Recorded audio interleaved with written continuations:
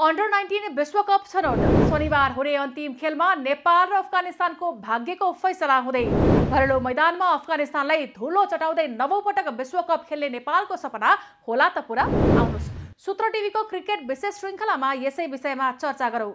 सन् 2026 मा हुने आइसिसी अन्डर 19 विश्वकप खेल्न अब नेपाल केवल एक जित मात्रै टाढा छ। हो दर्शकवृन्द, केवल एक जित, तर यो एक जित नेपालका लागि उत्तिकै चुनौतीपूर्ण पनि छ, किनभने नेपाल जस्तै अफगानिस्तान पनि अन्डर 19 विश्वकप खेल्नबाट एक जित नै टाढा छ। द्वन्द्व र आन्तरिक अस्थिरताले जर्जर बने पनि टेस्ट मान्यता प्राप्त अफगानिस्तानलाई हराउनु नेपाली युवा टोलीका लागि फलामको चिउरा चपाउनु सरह कठिन नै हुनेछ। शनिबार बिहानबाट सुरु हुने अफगानिस्तानसँगको निर्णायक भिडन्त अघि नेपालका लागि एउटै एडभान्टेज छ, त्यो हो घरेलु मैदान र दर्शकको अपार समर्थन।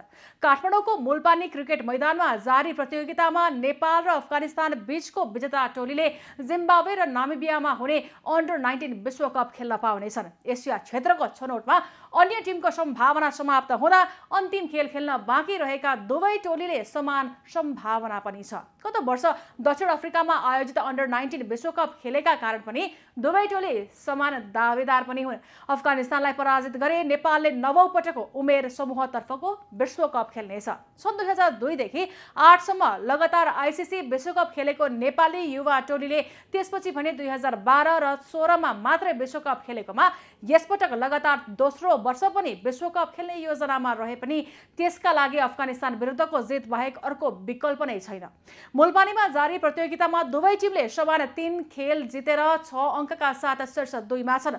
नेपालले युएईलाई 5 रन, ओमानलाई 8 विकेट र हङकङलाई 9 विकेटले पराजित गर्दा अफगानिस्तानले ओमान र हङकङलाई समान 8 विकेट र युएईलाई 180 रनको फराकिलो अन्तरले पराजित गरेको छ। दुवै टिमको 6 अङ्क रहे पनि नेट रन रेटमा नेपालभन्दा अफगानिस्तान अगाडि रहेका कारण पनि शनिबारको खेल वर्षा वा अन्य कुनै कारण रद्द भए अफगानिस्तान विश्वकपमा छनौट हुने समीकरण रहेका कारण पनि नेपालका लागि विश्वकप सपना पूरा गर्न जितको अर्को कुनै गुन्जाइस नै छैन।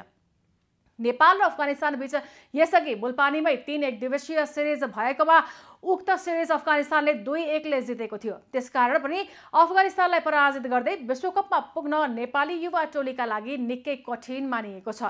अझ त्यसबाहेक नेपालको सिनियर वा उमेर समूहका दुवै टिम निर्णायक क्षणमा पुगेर चुक्ने गरेको विगतका कारण पनि नेपालका लागि यो खेल अझै कठिन पनि छ। नेपाली राष्ट्रिय क्रिकेट टिमले केही दिन अगाडि मात्रै हङकङमा आयोजित 4 देशीय श्रृङ्खलामा लिग चरणमा सहजै पराजित गरेको कुवेतलाई 3 रनले नतिजा सुम्पिँदै उपाधिबाट विमुख भएको सन्दर्भमा फाइनल सरह मानिएको अफगानिस्तान विरुद्धको खेलमा कस्तो प्रदर्शन गर्ने हो त्यसको जवाफ शनिबार नै मिल्नेछ।